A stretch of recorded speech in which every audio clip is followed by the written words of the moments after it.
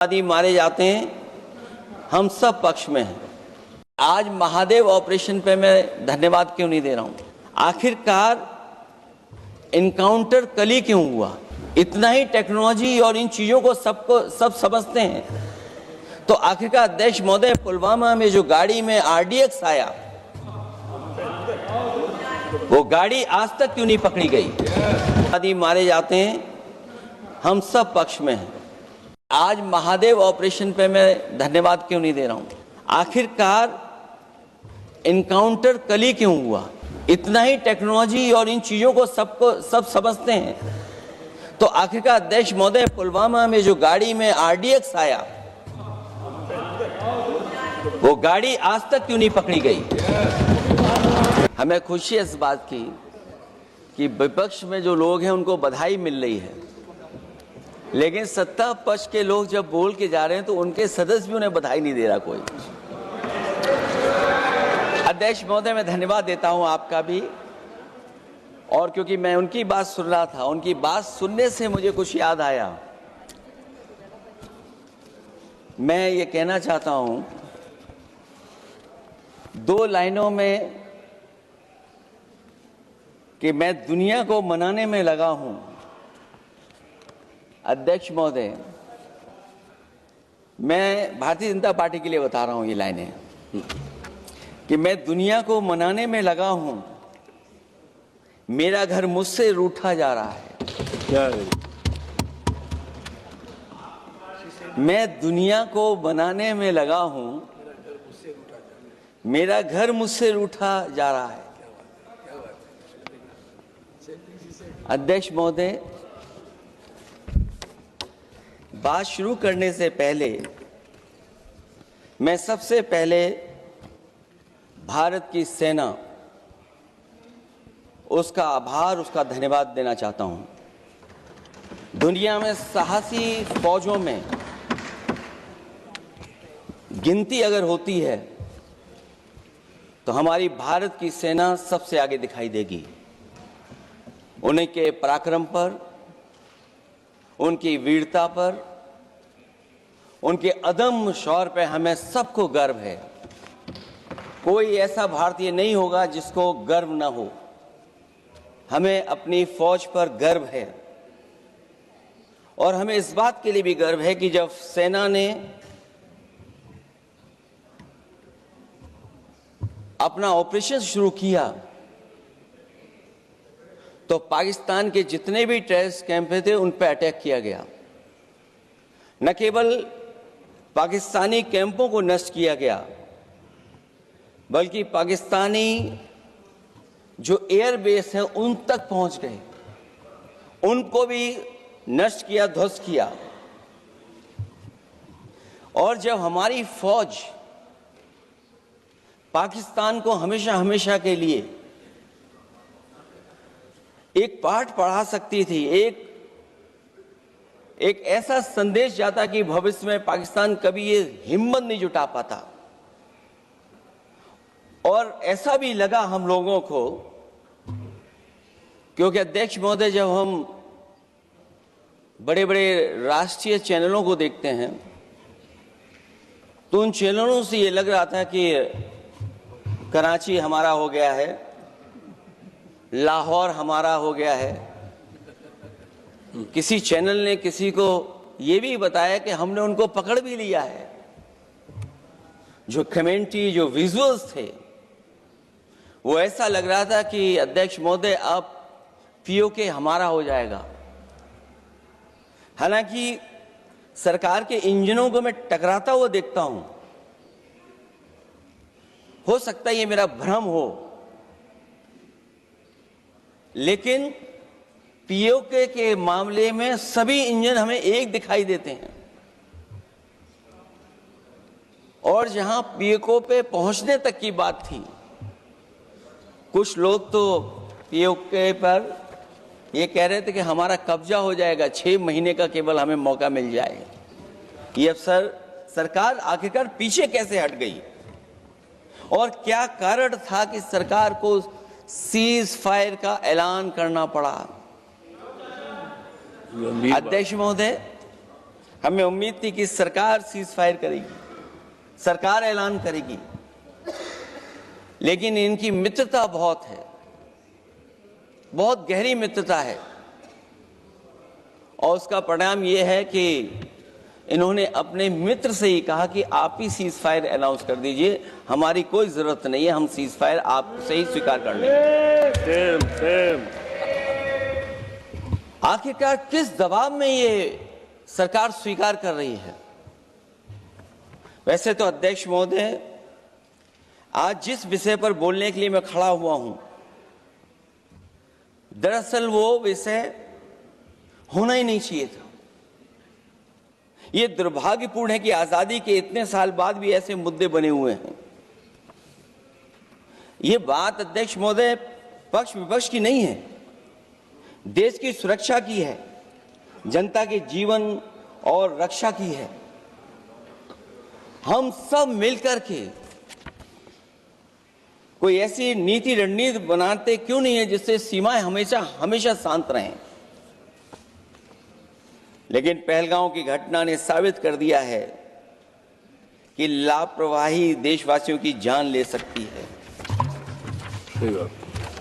और अभी जब मैं सुन रहा था और बहुत ही उत्तेजित भाषा में जब जवाब मिल रहा था, उत्तेजित भाषा इसीलिए बोल रहे हैं कि जनता सम्मोहित हो जाए, जनता स्वीकार करने लगे। लेकिन सच्चाई ये नहीं है। आप कितना भी उत्तेजित बोलें, देश की जनता समझ रही है। ये सही है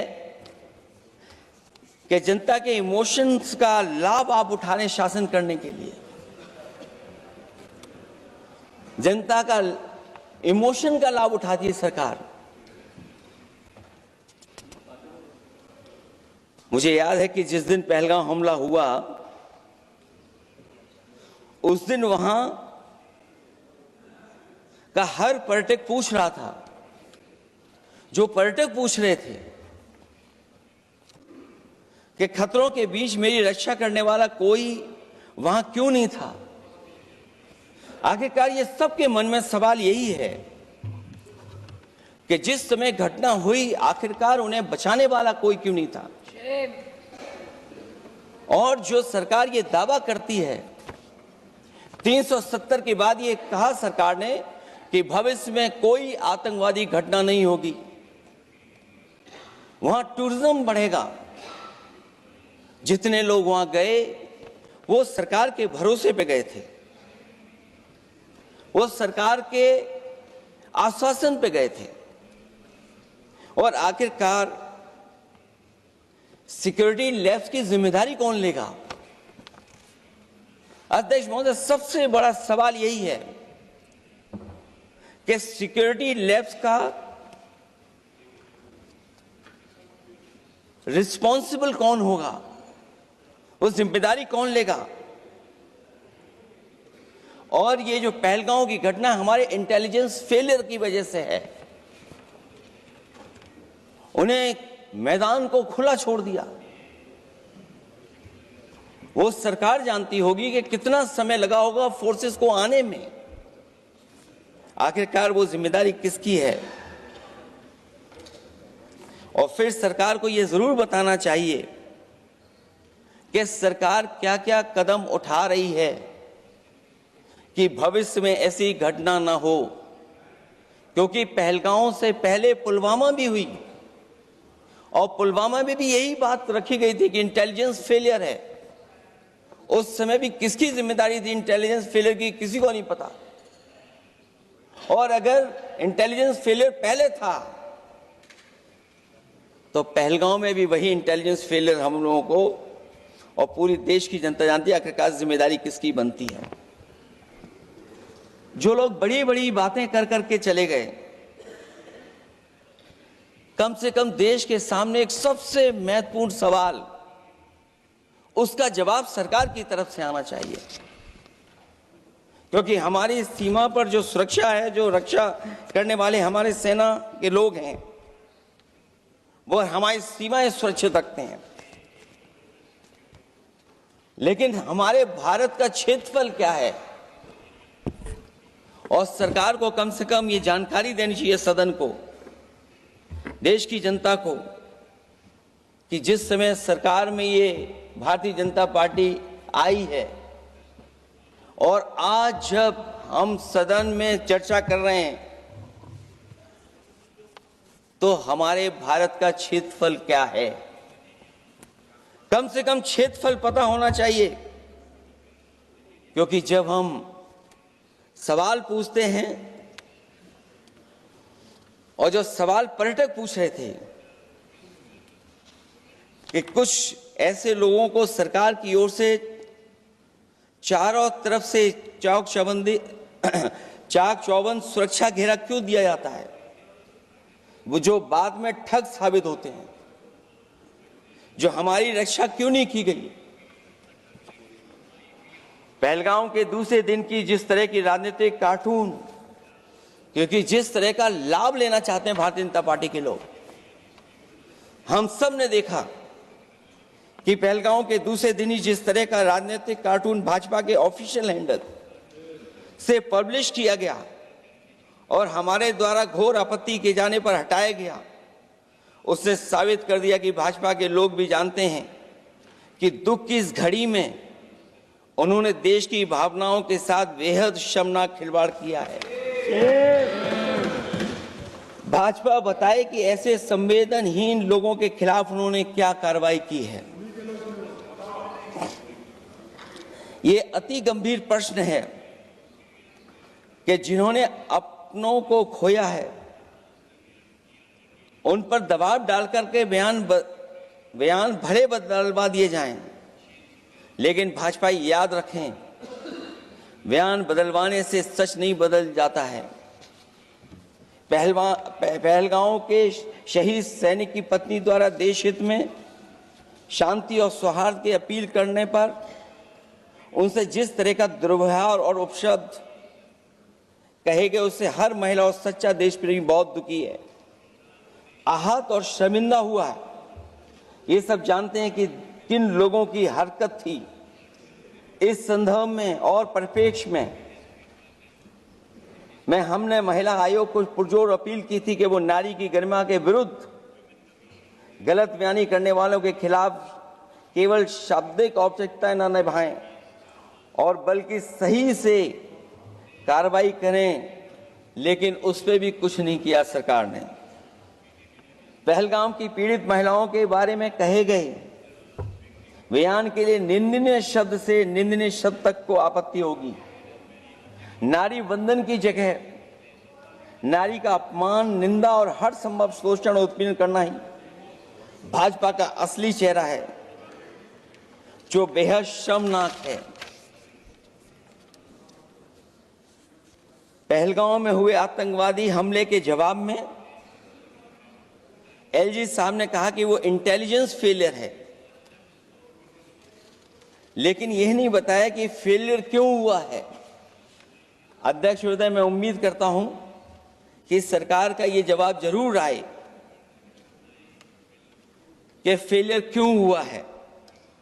ऑपरेशन सिंदूर के नाम पर जो प्रचार किया गया वो भी निंदनीय है। सच तो यह है कि ऑपरेशन सिंदूर का होना ही सरकार की विफलता का प्रतीक है। इससे बड़ी विफलता सरकार की कोई नहीं हो सकती कि अध्यक्ष महोदय, हम और आप सब मिलकर के बैठ करके सिंदूर ऑपरेशन पर बहस करें, चर्चा करें।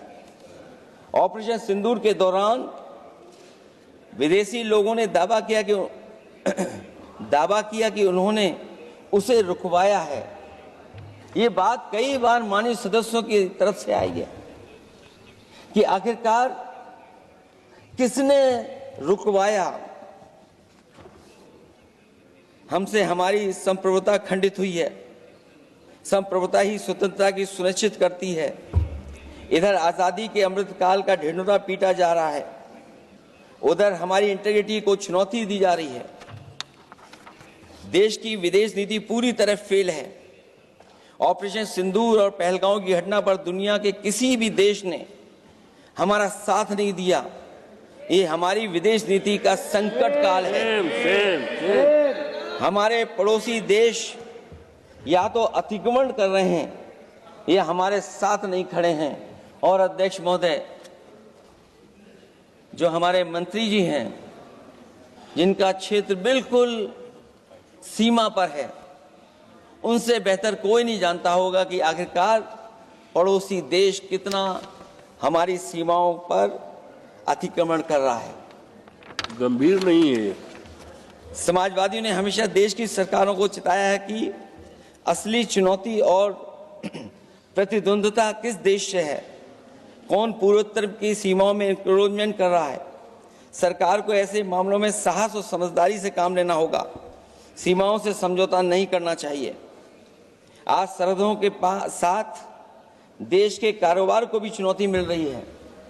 सरकार को आगे बढ़कर के उसका समाधान करना है, 2 कदम पीछे करने नहीं है। अध्यक्ष महोदय, जो हम लोगों को सुनने में मिलता है, ये सरकार जवाब दे कि आखिरकार जो पाकिस्तान है उसके पीछे कौन सा देश खड़ा है। आखिरकार हमें चीन से उतना ही खतरा है जितना हमारे देश में आतंकवाद से खतरा है। सरकार की जो नीतियां हैं, सरकार के जो फैसले हैं, वो कहीं ना कहीं ऐसे हैं जो हमारा सीमाओं का अतिक्रमण कर रहा है, उसी की व्यापारिक गतिविधियों में मदद करने का काम करते हैं। सरकार को अपनी आर्थिक नीतियों के लिए गंभीरता से पुनर्विचार करना होगा। हमारा व्यापार कारोबार मजबूत होगा तो कोई हमें चुनौती नहीं दे पाएगा। बात केवल $1 ट्रिलियन की नहीं बल्कि देश की सुरक्षा और आत्मनिर्भरता की होनी चाहिए। एक तरफ स्वदेशी की नीति को इस प्रकार सरकार ने ताक पर फ्री ट्रेड की बात की है, तो दूसरी तरफ मैन्युफैक्चरिंग की जगह देश को ट्रेडर कंट्री बनाकर छोड़ दिया है। यही देश के बेरोजगारी की वजह भी है। ट्रेडर्स की मुनाफाखोरी और चंदा वसूली की वजह से महंगाई बढ़ रही है। आर्थिक मामलों में ये सरकार पूरी तरह फेल हो चुकी है। भ्रष्टाचार के कारण हर जगह सड़कें और पुल ध्वस्त हो रहे हैं, टंकियां गिर रही हैं और करप्शन जगह जगह लीक होकर के टपक रहा है। मैं ये जरूर कहना चाहूंगा इस समय पर कि कुल मिलाकर सरकार को अपनी राजनीतिक, आर्थिक और सामाजिक नीतियों के लिए एफआईआर जरूर करना चाहिए। सरकार को अपनी राजनीतिक, आर्थिक और सामाजिक नीतियों के लिए एफआईआर लाने की जरूरत है।